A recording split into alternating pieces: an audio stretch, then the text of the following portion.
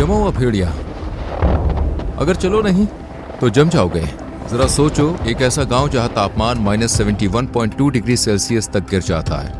यहाँ पर यदि आपने थोड़ा समय ज्यादा बाहर बिताया तो शरीर पर फ्रॉस्ट बाइट हो सकता है, हाथ पैर खो सकते हैं या फिर जान भी जा सकती है। क्या फ्रॉस्ट बाइट है? सिर्फ 15 मिनट से थोड़ा ज्यादा बाहर रहने पर मेरी नाक पूरी तरह से सफेद पड़ गई। शरीर के सेल्स के अंदर बर्फ के क्रिस्टल बनने लगे और टिश्यू मरने लगे। अगर मैं 5 मिनट और बाहर रुक जाता तो मेरी नाक को परमानेंट टिश्यू डैमेज हो जाता। जब लोग बाहर सांस लेते हैं तो ऐसा लगता है जैसे सूखी घास की सरसराहट सुनाई दे रही हो।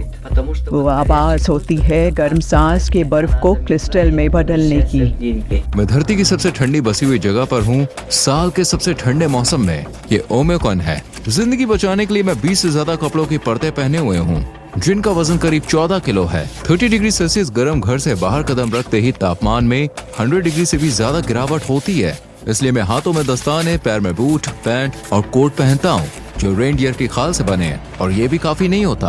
अब मैं तुम्हें दिखाने वाला हूँ कि जब बाहर जाना ही जिंदगी की लड़ाई बन जाए तो कैसा महसूस होता है। जैसे ही बाहर निकलते हैं कुछ ही सेकंड्स में पलकें बर्फ से जमने लगती हैं और स्किन में चुभन सी होने लगती है। पूरा गांव ऐसा लगता है जैसे सबने छोड़ दिया हो। मेरी उंगली की टिप ठंड से जल गई। ठंड सिर्फ लोगों और जंगली जानवरों को ही नहीं पकड़ती, ये हर चीज को ठप कर देती है। फोन काम करना बंद कर देते हैं या सीधे बंद हो जाते हैं। बाहर खड़ी कारें कुछ घंटों में पूरी तरह जम जाती हैं। जमीन हमेशा जमी रहती है, इसलिए यहाँ कोई फल या सब्जी नहीं उगती। हमने मॉस्को से फ्लाइट लेकर पूर्व की तरफ 7 घंटे उड़ान भरी और याकुत्स्क पहुँचे। वहाँ से फिर करीब 18 घंटे और 900 किलोमीटर का रोड ट्रिप किया। अब रात के 2 बजे हैं और हम आखिरकार दुनिया के सबसे ठंडे गांव पहुंच गए। थर्मामीटर -60.5 डिग्री सेल्सियस दिखा रहा है। जब हमने कार से बाहर कदम रखा ऐसा लगा जैसे किसी दूसरे ग्रह पर आ गए हों। नाक के अंदर बाल जम गए थे और हर सांस के साथ वो चुभने लगे। यहाँ की सूखी हवा इतनी तेज है कि हमें लगातार खांसी आने लगी। ओमिक्रॉन में करीब 800 लोग रहते हैं जो 1.5 स्क्वायर किलोमीटर के इलाके में फैले हुए हैं। यहाँ बाहर किसी और को देखना लगभग नामुमकिन है, जैसे मानो इस जगह पर वक्त ही थम गया हो। बहुत ज्यादा ठंड है। हम करीब 15 मिनट से बाहर चल रहे हैं। जैसे कि आप देख सकते हैं मेरे दोस्त की पलकों पर बर्फ जमी हुई है, उसकी ऊपरी होंठ पर भी बर्फ की बूंदें दिख रही हैं। इस इलाके में जमीन पूरे साल जमी रहती है। ओमिक्रॉन हमारा इलाका जो पहाड़ों से घिरा हुआ है, यहाँ ठंड इतनी भयानक होती है कि तापमान -63 डिग्री सेल्सियस या यहाँ तक कि -64 डिग्री सेल्सियस तक गिर जाता है। क्योंकि ओमिक्रॉन एक घाटी में बसा है तो यहाँ हवा भी नहीं चलती, ठंड बस बैठ जाती है और रुकी रहती है। इस जमी हुई जमीन की परत को परमाफ्रॉस्ट कहते हैं, जो सैकड़ों मीटर गहरी हो सकती है। इस जानलेवा ठंड से बचने के लिए गाँव वालों ने एक सेंट्रल हीटिंग सिस्टम बनाया है। एक कोयले से चलने वाला बॉयलर पाइप्स के जरिए ज्यादातर घरों तक गर्मी पहुंचाता है। ये सिस्टम हर वक्त चलते रहना चाहिए। अगर थोड़ी देर भी बंद हो जाए तो सबकी जान खतरे में आ सकती है। यहाँ के घर अंदर से आम गांव के घरों से बिल्कुल अलग होते हैं। सेंट्रल बॉयलर से जुड़े हीटिंग पाइप्स हर कमरे से होकर गुजरते हैं ताकि घर गर्म रह सके। जमी हुई जमीन पर घर बनाने के लिए पहले मोटी लकड़ी की बीम बिछाई जाती है ताकि एक फ्लैट बेस मिल सके। फिर उस पर मेन लकड़ियां लगाई जाती हैं। उसके बाद 30 सेंटीमीटर मोटा सा फ्लोर बिछाया जाता है। फिर इंसुलेशन और लास्ट में फिनिशिंग फ्लोर आता है। हर दीवार 7 लेयर से बनी होती है। बाहर लकड़ी, फिर मेन इंसुलेशन के लिए बेसाल्ट फूल, इसके बाद प्लास्टर, जाली, फोम इंसुलेशन, फिर एक और प्लास्टर की परत और आखिर में अंदर की तरफ लकड़ी।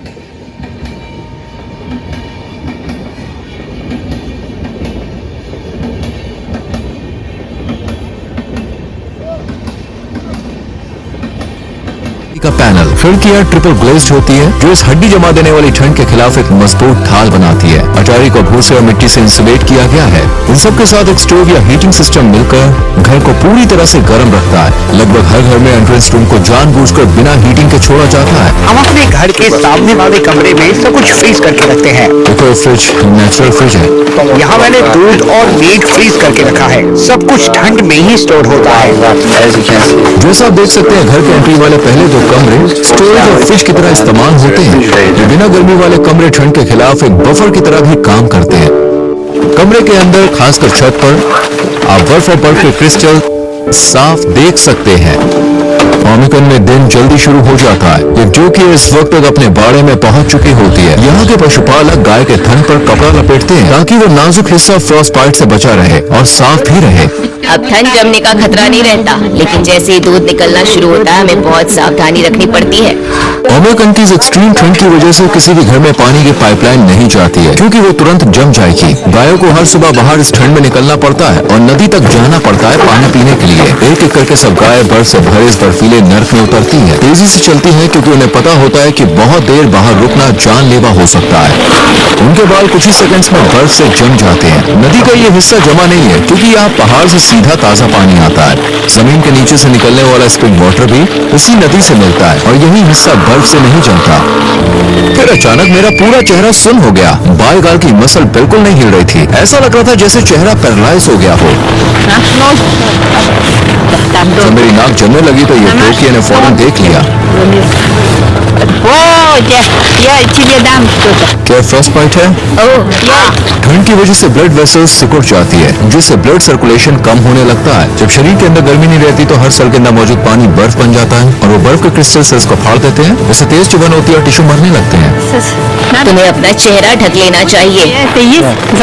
ऐसे चलते वक्त मुंह ढक कर चलो। ध्यान रखना वरना ये काला पड़ सकता है।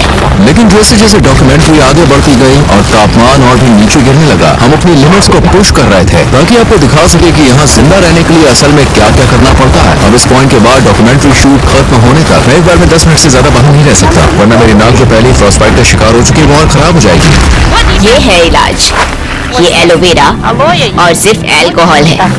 इसे ऐसे भिगोकर उस हिस्से पर लगाओ जो जम गया है और हाँ, उसे रगड़ना नहीं वरना वेसल्स और कैपिलरीज को नुकसान पहुंच सकता है और जख्म बन सकते हैं।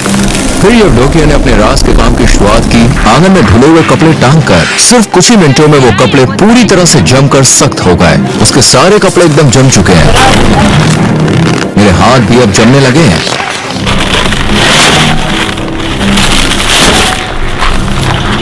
उसके बाद वो सीधे अपने बाड़े की तरफ गए गायों का दूध निकालने के लिए।